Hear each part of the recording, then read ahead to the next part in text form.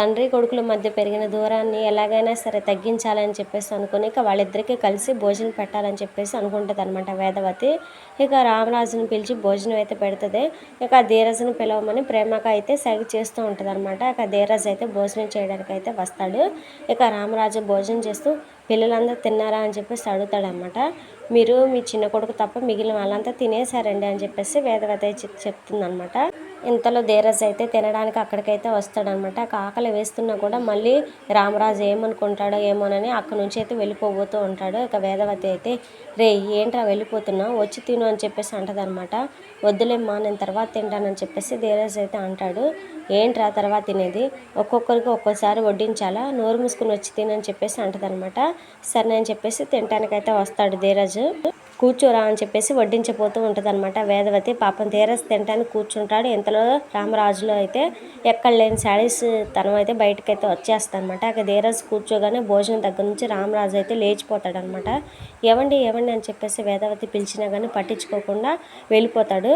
ఇక ధీరజ్ అయితే కన్నీళ్ళు ఆపుకుంటూ అక్కడి నుంచి అయితే లేచి వెళ్ళిపోతాడనమాట.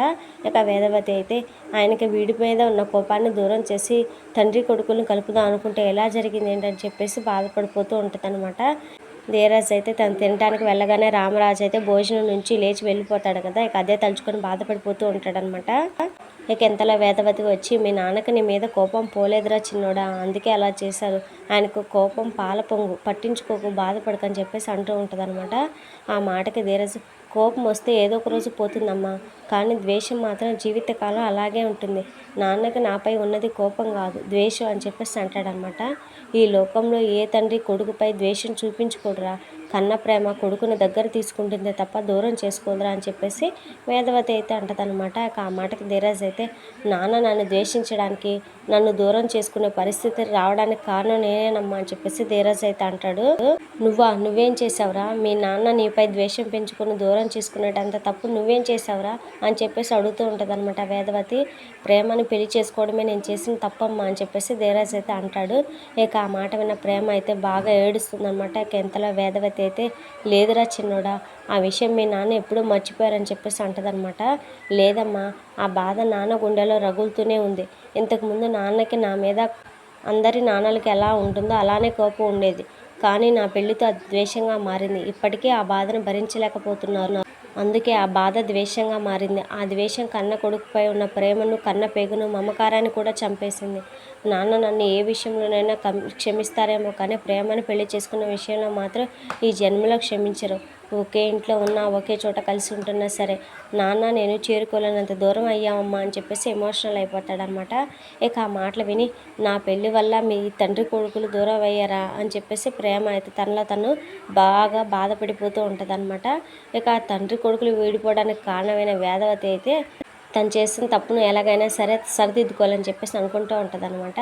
ప్రేమను పెళ్లి చేసుకోవడం నాకు ఇష్టం లేదు అని చెప్పేసి నెత్తి నోరు బాదుకున్నా కానీ ఒట్టు పెట్టి మరీ కట్రా తాళి అని చెప్పేసి ప్రేమ మేళ బలవంతంగా తాళి కట్టించింది అనమాట. ఈ సమస్యకి కారణం తనే కాబట్టి పరిష్కారం కూడా తనే చూపించాలని చెప్పేసి అనుకుంటుంది.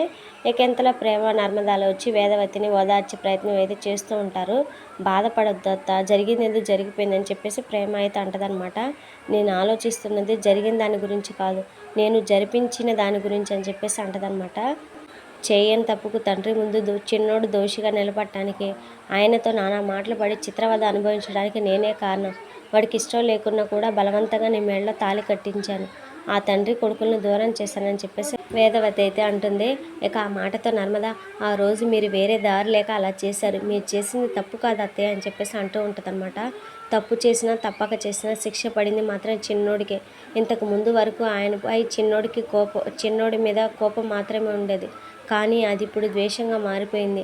ఆ ద్వేషాన్ని దూరం చేయడానికి నేను ఒక నిర్ణయం తీసుకున్నాను. ప్రేమకి ధీరజ్కి పెళ్లి చేసింది నేనే అనే నిజాన్ని ఆయనకి చెప్పేస్తాను అని ఆలోచించి నేను నిర్ణయం తీసుకున్నాను. రోజులు గడిస్తే అన్నీ సర్దుకుంటాయి, ప్రేమ ధీరజ్ల పెళ్లిని అంగీకరిస్తారని అనుకున్నా, కానీ అది అంతకంతగా ద్వేషంగా మారుతుంది. జీవితాంతా చిన్నోడిని ద్వేషిస్తూనే ఉంటారు. ఇది నేను తట్టుకోలేను, అందుకే నిజం చెప్పేస్తానని చెప్పేసి వేదవతి అయితే అంటదనమాట. ఇక నర్మద అయితే అలా చేస్తే ధీరజ్పై కోపం పోతుందని మీరు అనుకుంటున్నారా అని చెప్పేసి అంటుందన్నమాట.